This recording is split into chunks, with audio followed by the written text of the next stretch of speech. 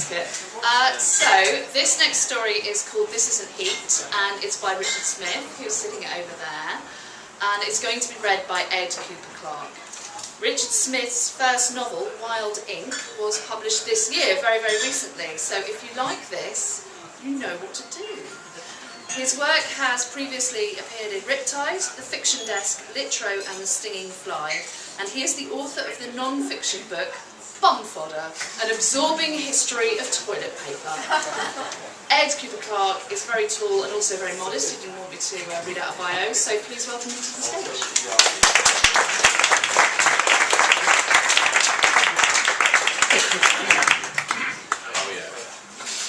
So this is called This Isn't Heat, and it's by Richard Smyth. You're going to say something once, I want to say it thrice.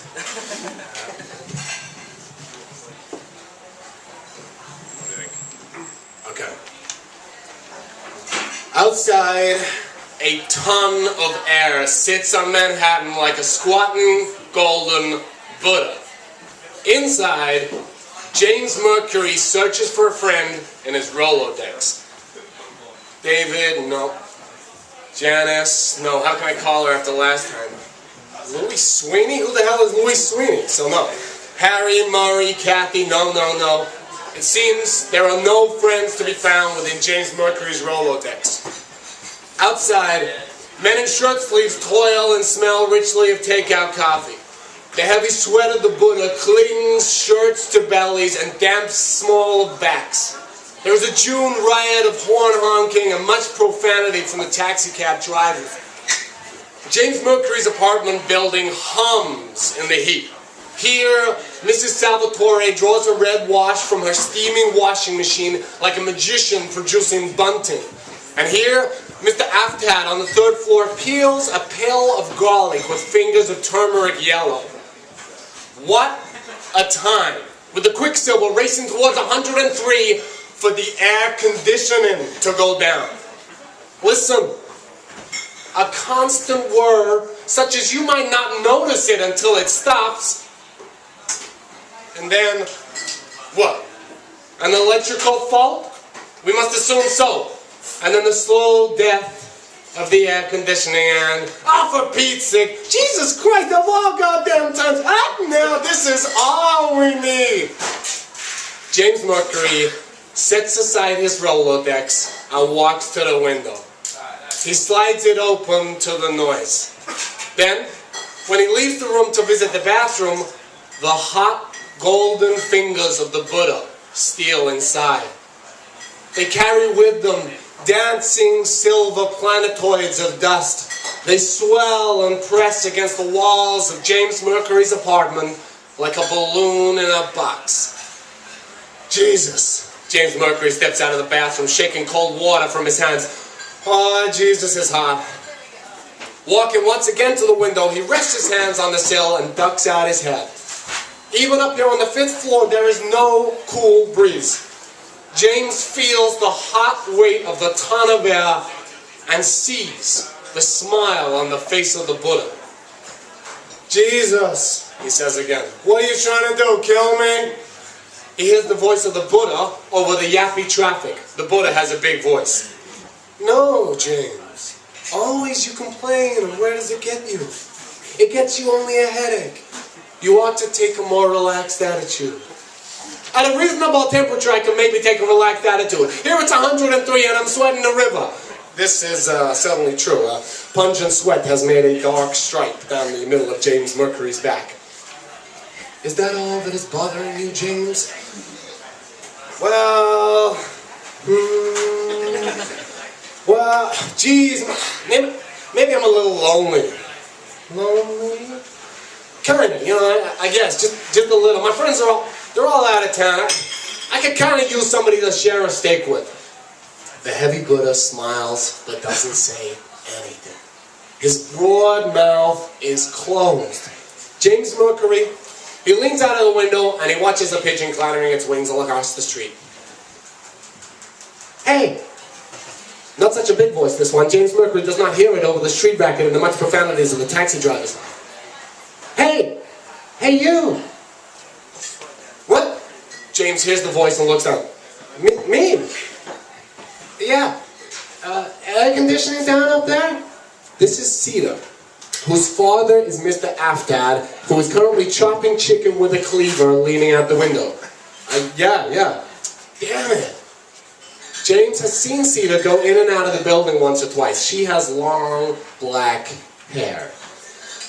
Oh, it's hell down here, she says. Yeah, hell up here too, he grins. Quite a time for it to happen. I won't sleep a moment tonight. Yes, it's gonna be a rough one, sure enough.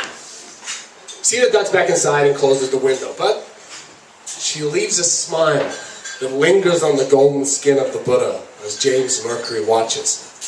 Yeah, you keep out of my affairs, James Mercury says. Mr. Aftad says, who was that you were talking to? As he heats oil in a pan. Guy on the 5th floor. Air conditioning's down up there too. I swear this heat will make me drop like a horse at any minute. This isn't heat. You don't know anything about heat. Sita collapses into a chair. The guy on the 5th floor knows. His face was red as a tomato. Ha! James Mercury is out on the street now, having emerged from a cool, smelly delicatessen with a cold beef sandwich. On the sidewalk, it is as hot as if not hotter than James's apartment. He looks upward as he passes beneath the apartment on the 3rd floor in which Mr. Aftad still waits for his oil to heat. What harm could it do? Says James Mercury. He says it again. What harm could it do? Are you talking to me? Asks the Buddha. Sure. What harm could it do? No harm that I can imagine, James. Sure, but you stay out of my affairs. So, James Mercury knocks on the door of Mr. Aftad's apartment and hopes that Sita answers. Look, his cheekbones are indeed flushed to the color of a tomato, and his shirt is not now white, but damply gray. Yes, says Mr. Aftad, opening the door. Hello, sir. My name is James Mercury. I live in an apartment 2 floors up. I thought, well, we don't get much chance to meet our neighbors, so you are the guy Sita was talking to just now. Yes, sir, that's me. I am Mr. Aftad. Please come in. I'm cooking Sita, he calls. James follows Mr. Aftad inside. The heat. You never felt it.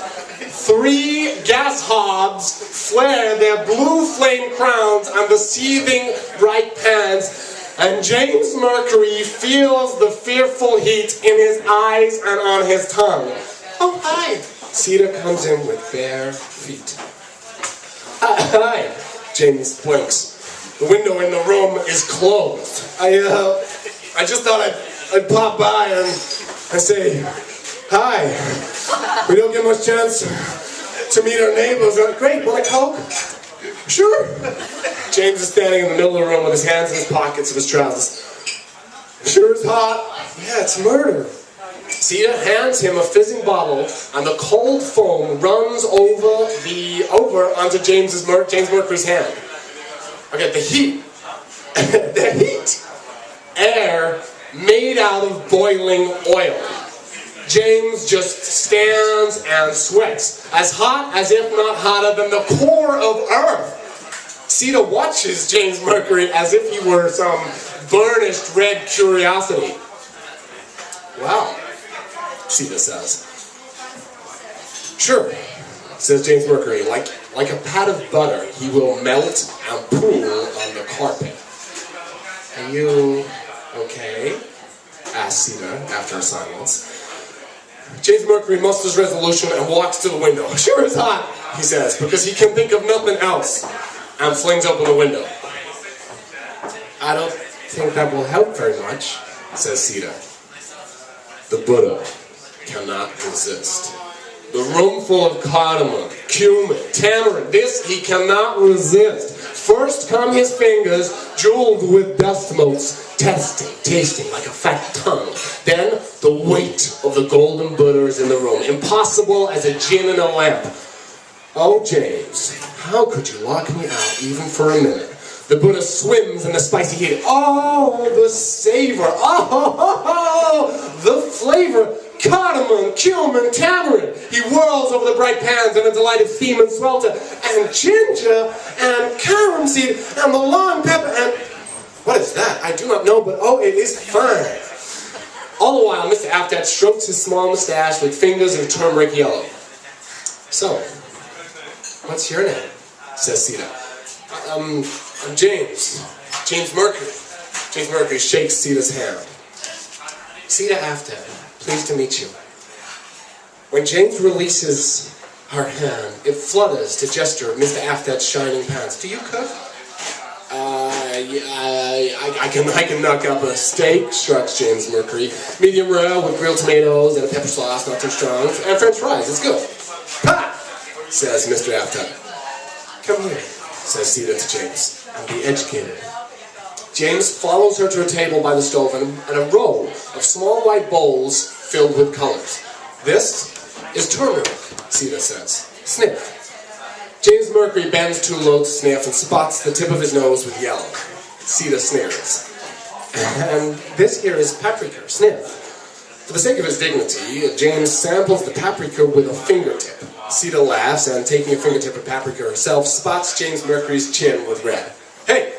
Sorry, but now you look great, honestly. James Mercury retaliates with a spot of cinnamon on Sita's cheek.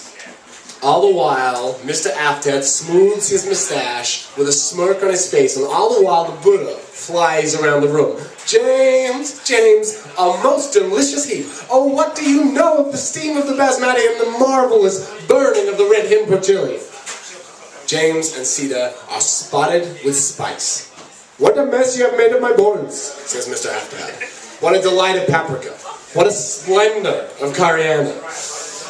Listen, says Sita to James, there's a new juice bar downstairs, just around the corner. Want to go get a cold drink? Sure, says James Mercury. Now look. James Mercury kisses Sita goodnight when they return from the juice bar. Now taste the soft, sweet flavor of cinnamon lingering on her cheek. A ton of air sits on Manhattan like a squatting golden Buddha. The gremlin has finally been poked out of the air conditioning by a caretaker's broom handle. James Mercury leans on his sill, and it is early evening.